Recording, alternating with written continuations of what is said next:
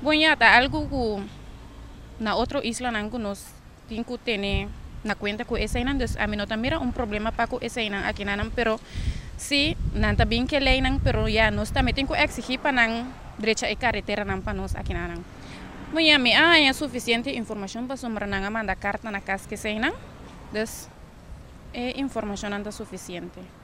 Mi sacula no va a salir, supuestamente por día promedio agosto, pero ya a mí no conoce tour, vamos a tour lo cual tiene que ver con ley. A único cosa que me saco sí como me serviste, que faja aquí, tanto 16 y me entiende más. Por dar más tanto vía radio, Facebook, internet, pues ya. O pidiendo no tal vez acordando más. Entonces, plata más mío vía Facebook, Instagram, pues ponen.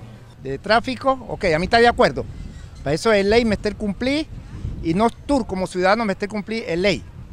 Sí, para sobra meter cumplir, para seguridad de cada uno de nosotros. Me está de acuerdo con la ley nueva de tráfico, 100%, a mí está de acuerdo. Bom, atualmente no tour, me acaba de bisa hoje, me está com vacancy, pero me compreender se que tem algum line nova bindi, ribe ponto na de safety, entre outros riba e carretera na de Bonaire.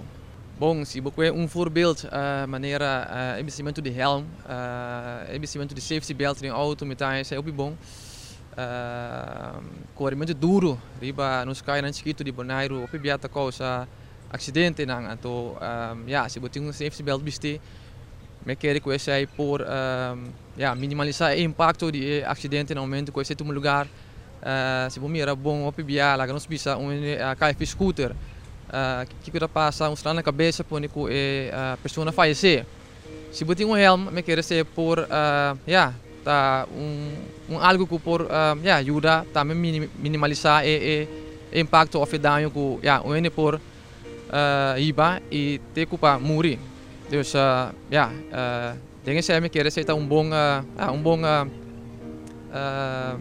boa regra.